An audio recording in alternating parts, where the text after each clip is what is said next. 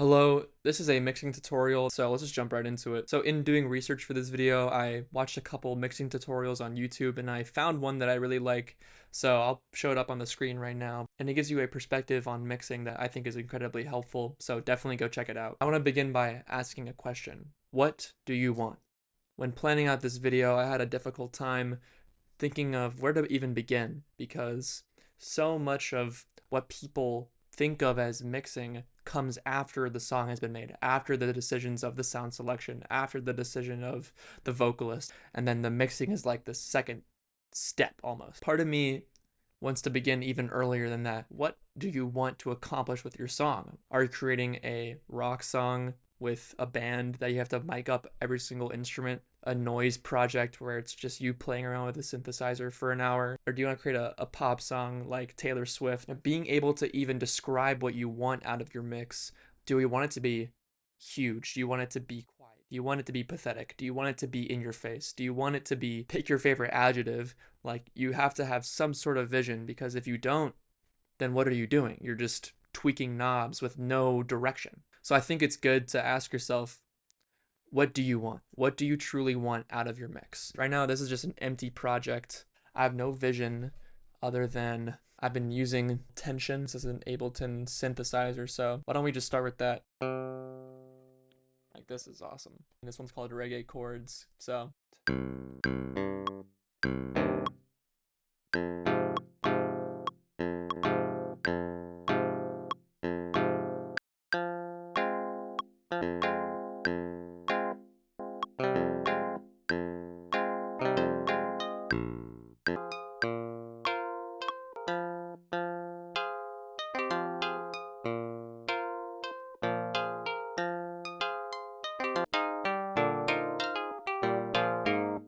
now I've created this chord progression, humanize it just a little bit, and I'm going to change the sound a little bit. I'm going to use Shaperbox to kind of show y'all visually.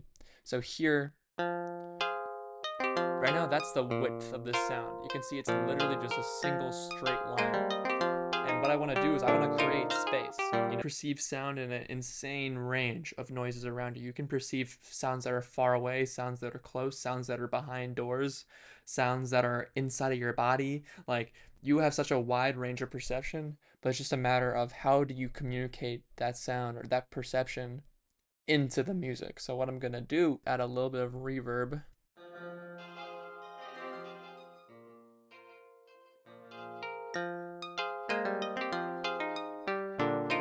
And I'm literally just gonna make it a little bit louder. And already you can see a little bit more work being required.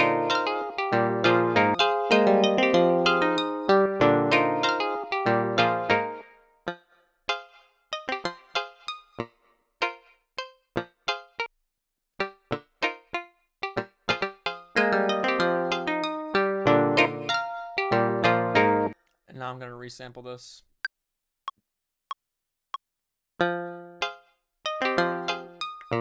And I want to make those low parts a little bit louder, so I'm going to use a compressor.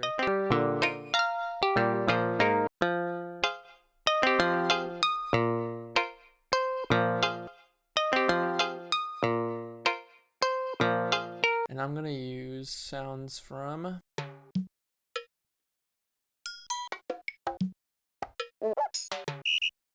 This sounds great.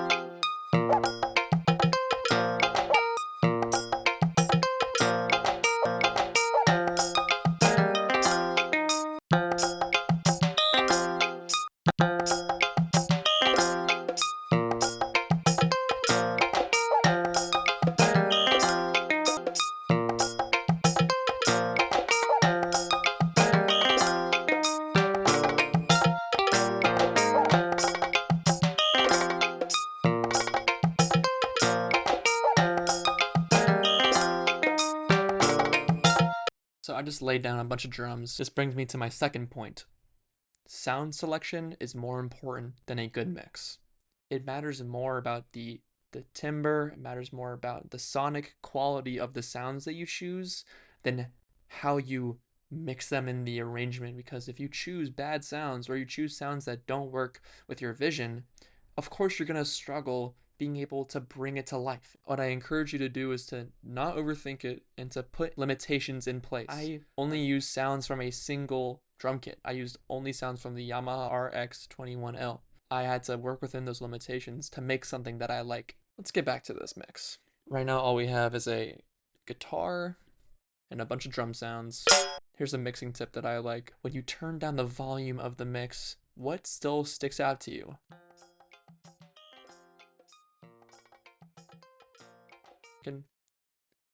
This sound is kind of being lost in the mix. All I'm gonna do is turn up the volume. And maybe this tambourine is doing a little bit too much for me, so I'm gonna turn it down. So you saw how I showed you the width of the melody with Shaper Box. I'm just gonna show you the same thing here. Right now you can see everything is hitting on the center. There's very little movement in terms of the space that it takes up in your ears. Consider each of these sounds and think about, how do I want them to sit in my ears? Because again, I said it before, but you're trying to create a space. Like, see all these accents, these little bongos, I'm like, those can be all over the place. Like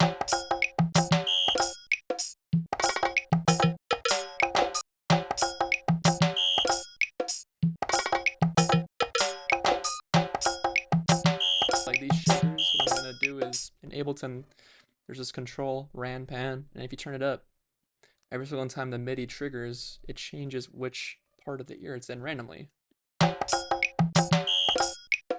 See, now if I look again at the Shaper Box, see what it looks like. See, I'm actually filling up that space a little bit more. Especially if I go here and I add a reverb to it. Now I'm gonna add a bass.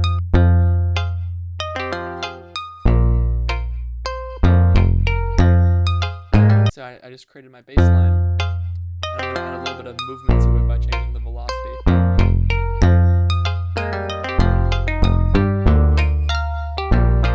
This tambourine, I gotta turn down the random panning because it's a little bit too wide.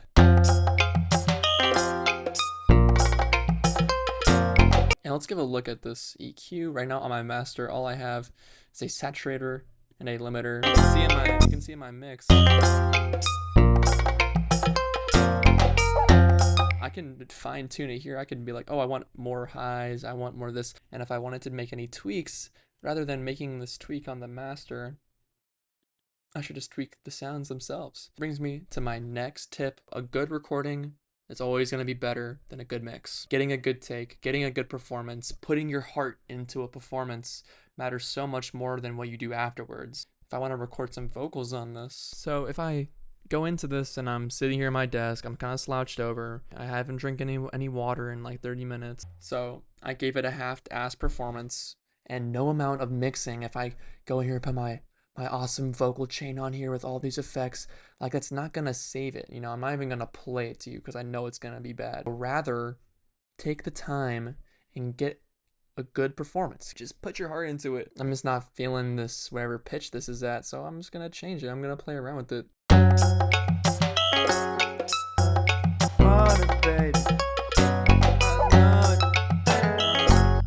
So I was just messing around and I recorded something that I kind of like. The water, baby.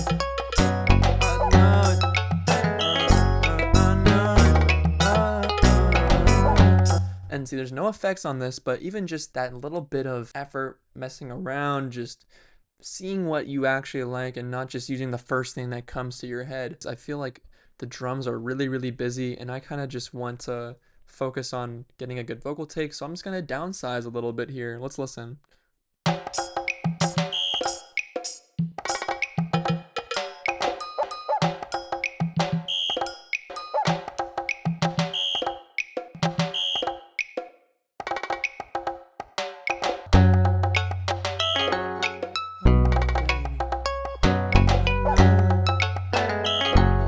And This is a tip that might actually blow your mind, but sometimes it's useful to write down the words that you want to say. Sipping on you slowly, you said you love it, I know it,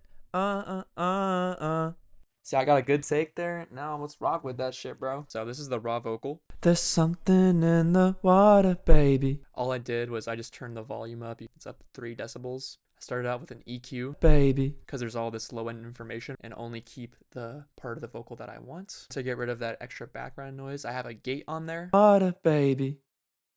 And so you see when the vocal is in these gaps, when there's this kind of like static noise, only keeps the part of the vocal that I want. Then an OTT. There's something in the water, baby. Which pushes up, in this case, the high end, the low end, and the mids, and it just compresses them all in individual bands. And I have it just only on 37% on the mix, so it's not doing too much, but it still is adding brightness, it's adding compression to the vocals to make it sound more present.